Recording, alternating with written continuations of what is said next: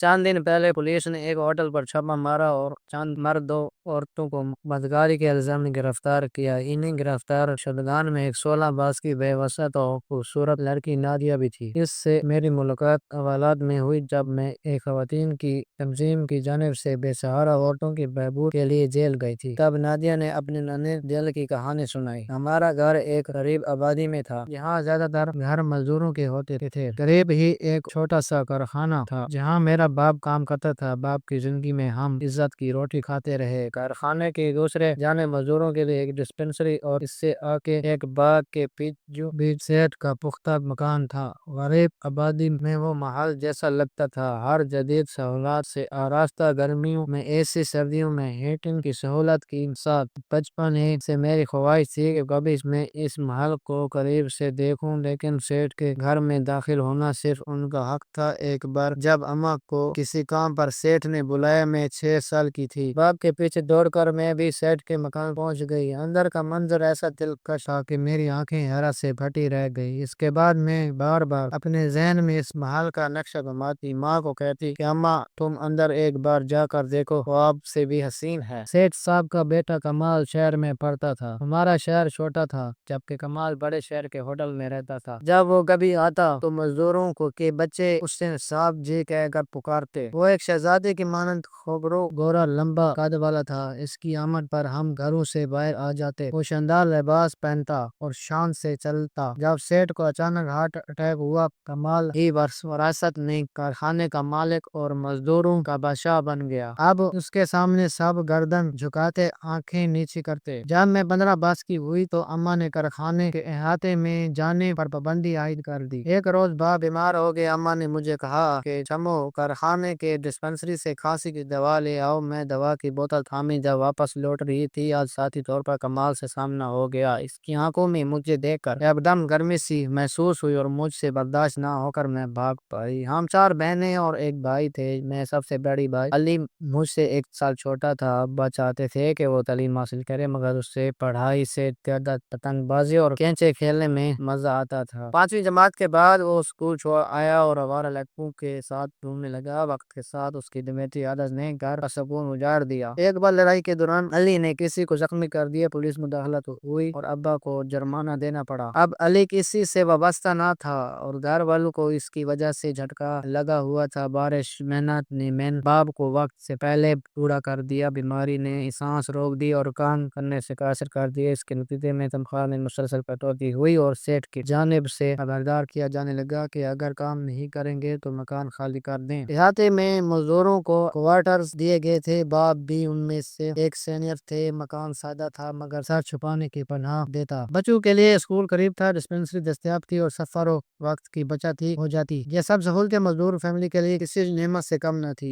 ابا یہ نوکری کیسے چھوڑ سکتے تھے؟ چاہے جان چلی جاتی مگر مزدوری تو کرنی ہی تھی، کیونکہ اتنے بڑے کمبے کا دارومدار انہیں پر تھا۔ مگر پھر چند ہی دنوں میں ابا بستر سے جا لگے۔ انہیں ٹی بی ہو گئی تھی اور وہ مزدوری کے قابل نہ رہے۔ موت ان سے چند قدم کے فاصلے پر تھی، لیکن وہ پہلے ہی سے اس خوف میں مرے جاتے تھے کہ اگر ان کا کام چھوٹ گیا تو ہمارا کیا بنے گا، مگر ہونی روکا رہتی ہے۔ آخرکار موت نے ان کا ساتھ توڑ دیا۔ ابا کے جانے کے بعد ہم فاقوں کے گرداب میں پھنس گئے۔ علی بھی گم سم ہو گیا۔ شرارتیں، اپنی چوکڑیاں سب بھول گیا تھا۔ میرا بس نہیں چلتا تھا کہ ابا کے کپڑے پہن کر مزدوروں کی قطار میں جا کھڑی ہوں تاکہ کس طرح گھر کا چولہا چلتا رہے۔ ماں کی نظریں علی پر لگی تھی کہ دیکھیں اب وہ کیا کرتا ہے۔ علی ماں کے کہنے پر سیٹھ کے پاس گیا، مگر صاحب نے یہ کہہ کر اسے مزدور رکھنے سے انکار کر دیا کہ وہ ابھی گو چھوٹا ہے، پورا دم سے نہیں ہو سکے گا۔ اس کے ساتھ ہی صاحب نے ہمیں مکان خالی کرنے کا حکم بھی دے دیا۔ یہ سن کر ہم لرز گئے۔ سر چھپانے کی کوئی اور ٹھکانہ نہ تھا۔ ماں بولی ہم مکان کیسے خالی کریں؟ میں سیٹھ کے پاس جا کر فریاد کروں گی کہ میرا شوہر تمام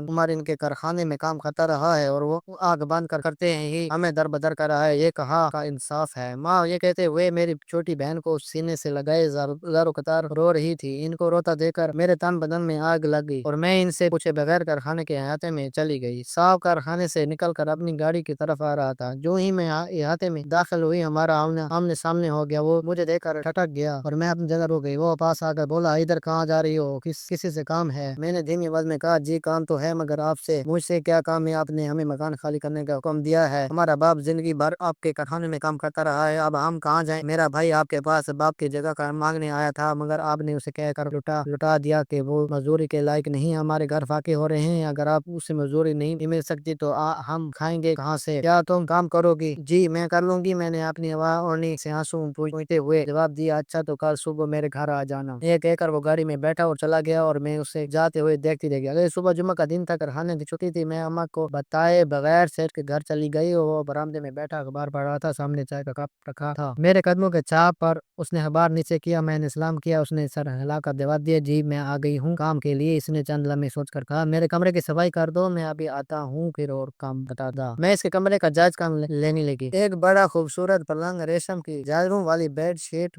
حمل کے پردے، نرم گدا، ہاتھ رکھتے ہی ایسا لگا جیسے خود بخود اس میں دھنس گئی ہوں۔ 10 منٹ بعد صاحب واپس آیا۔ تم نے ابھی تک صفائی نہیں کی، کیا دیکھ رہی ہو؟ جی صفائی کا سامان نہیں مل رہا، برش اور کپڑا کہاں ہے؟ سیڑھی کے نیچے دراز میں دیکھو، جھاڑو بھی مل جائے گی۔ میں نے جیسے اس کی بات نہ سنی اور ہونٹ سی سجاوٹ کی چیزیں میزوں پر رکھے کانچ کے گلدان اور چھت پر جھولتے فانوس کو تکنے لگی۔ کیا دیکھ رہی ہو؟ صاحب نے پھر پوچھا۔ آپ کا گھر کتنا خوبصورت ہے۔ ہاں اپنا اپنا نصیب ہے، ہو سکتا ہے کل تمہارا گھر بھی اتنا خوبصورت ہو، تم بھی انسان ہو، ہم بھی۔ ہم انسان نہیں صاحب، ہم مزدور ہیں، بابا کا ہمارا نصیب آپ جیسا نہیں ہو سکتا۔ اچھا اب صفائی شروع کرو، کیا ماں کو بتا کر آئی ہو؟ میں نے جی جھوٹ بولا، جی بتایا ہے۔ وہ باہر برآمدے میں جا کر بیٹھ گئی اور کہا، صفائی جلدی مکمل کرو، ڈرائیور پیٹرول بھروانے گیا ہے، مجھے کام سے جانا ہے۔ میں نے جلدی قالین پر برش لگایا، جھاڑ پونچھ کی، تبھی وہ کمرے میں آیا۔ صفائی مکمل ہو گئی جی، بس کل کر لینا باقی کام، ابھی مجھے جانا ہے۔ میں چلنے کو مڑی تو اس نے آواز دی، تمہارے گھر میں کچھ کھانے کو ہے؟ میں نے نفی میں سر ہلایا۔ اچھا یہ روپے لے جاؤ، ماں کو دے دینا اور کھانے پینے کا سامان منگوا لینا، کل صبح 8-9 بجے تک آ جانا۔ میں نوٹ لے کر گھر گئی اور ماں کو دے کر کہا، اماں جی لو، مجھے کام مل گیا ہے، ساتھ گھر میں ان کے کمرے کی صفائی کا کام ہے، یہ روپے انہوں نے دے دیے۔ آٹا چاول دال تیل جو منگوانا ہے لو آنا ہے منگوا لو۔ ماں سوچ میں پڑ گئی، کہنے لگی، تو اکیلی وہاں صفائی کرنے جائے گی؟ ہاں ماں، تو کیا ہوا، اگر کہو گے تو علی کو ساتھ لے جاؤں گی تاکہ سیٹ صاحب کو بھی نوکری دے دے۔ اگلے دن جب میں صاحب کے گھر گئی تو مجھے لگا جیسے وہ میرا انتظار کر رہا تھا۔ میں نے اس کی نظروں میں انتظار کو نظر انداز کیا اور بولی، اب میرے بھائی علی کو نوکری مل جائے گی؟ ہاں مل جائے گی، تم روز 9 بجے اس کو اپنے ساتھ لے کر آ جایا کرو، اسے میں اپنے دفتر میں کام دے رہا ہوں، یہ جہاں سے میرے دفتر چلائے گا اور صفائی کر دیا کرے گا۔ اس کے بعد یہ معمول ہو گیا، علی میرے ساتھ سیٹ کے گھر جاتا، ان کے جوتے وغیرہ پالش کرتا اور پھر کارخانے کے احاطے میں چلا جاتا۔ جب تک سب تیار ہوتے میں ان کے کمرے کی صفائی کر دیتی، وہ تیار ہو کر دفتر چلے جاتے اور میں گھر لوٹ آتی۔ علی نے کچھ دن ہی سیٹ کے آفس میں نوکری کی، پھر ایک دن وہاں سے بھاگ گیا کیونکہ صاحب اس سے سارا دن اپنے آفس میں رکھتا تھا۔ صفائی کے کام کے علاوہ وہ وہاں مہمانوں کے چائے وغیرہ بھی بناتا اور ایسے ہی دفتر کے چھوٹے موٹے کام کرواتا، مگر اس کو یہ سارے دن کی پابندی پسند نہ تھی۔ علی گیا اس کی تنخواہ بھی گئی۔ اب میں تنخواہ سے تو گھر کا گزارا مشکل تھا۔ ایک دن میں نے صاحب سے کہا، کہتا میری تنخواہ تھوڑی ہے، ایسا اس میں 5 لوگوں کا گزارا مشکل، آپ کچھ تعاون کریں۔ اس نے کہا، میں تو تعاون کر رہا ہوں، تم بھی تو تعاون کرو۔ پہلے تو میں نے سمجھی اور اس گھر جا کر ماں سے کہا کہ سیٹ کہتا ہے تم تعاون کرو تو میں بھی تعاون کروں گا۔ ماں بولی، دراصل اس کی والدہ اور بہن دبئی میں بڑے بیٹے کے پاس رہتی ہیں، میں نے سنا ہے وہ آنے والی ہیں، کب کام آ جائے گا، ہو سکتا ہے تم کو وہاں سارا دن کام کرنا پڑے، وہ اسی وجہ سے کہہ رہا ہے جب تک کہ وہ آئیں گی میں کام کرتی رہوں گی، کیا خبر پھر وہ تم کو بھی بلا لے۔ میں سب سے تعاون کرتی رہی، ان کا دو وقت چلایا گیا تو ناشتہ اور کھانا وغیرہ بھی بنا دیتی تھی، جس کے بدلے انہوں نے میری تنخواہ بڑھا دیا۔ حامی تعاون کی رسی لمبی ہوتی گئی، اس آس میں شاید سہارے مرادوں کی جھولی بھر جائے۔ ایک دن ایسا آیا کہ نوکر اور ڈرائیور جو آپس میں ماموں اور بھانجے تھے، ایک ساتھ اپنے گاؤں چلے گئے کہ ان کے قریب عزیز کے شادی تھی۔ اب میں سیٹ کے گھر چلی جاتی تو بڑی سی حویلی بھائی بھائی کرتی ملتی، نہ نوکر ڈرائیور نہ مالین۔ پہلے میں کچن کا کام کرتی، سیٹ ناشتہ کر کے آفس چلا جاتا اور میں ان کے گھر کی صفائی شروع کر دیتی۔ ایک لڑکا جو مزدور کا بیٹا تھا، وہ شام کو باغ کو پانی دینے آتا، تب تک میں گھر کا کام کاج سمیٹ کر جا چکی ہوتی۔ ایک روز صاحب وقت سے جلدی آ گیا اور مجھے کہا، کھانا لگا دو۔ میں نے میز پر کھانا لگا دیا۔ وہ کہنے لگا، آج لڑکا چھٹی پر ہے، تم پودوں کو پانی دے دو۔ جب میں باغ کا کام مکمل کر کے لوٹی تو صاحب اپنے کمرے میں جا چکا تھا۔ میں ان کے کمرے میں گئی اور دروازے پر کھڑے ہو کر بتایا کہ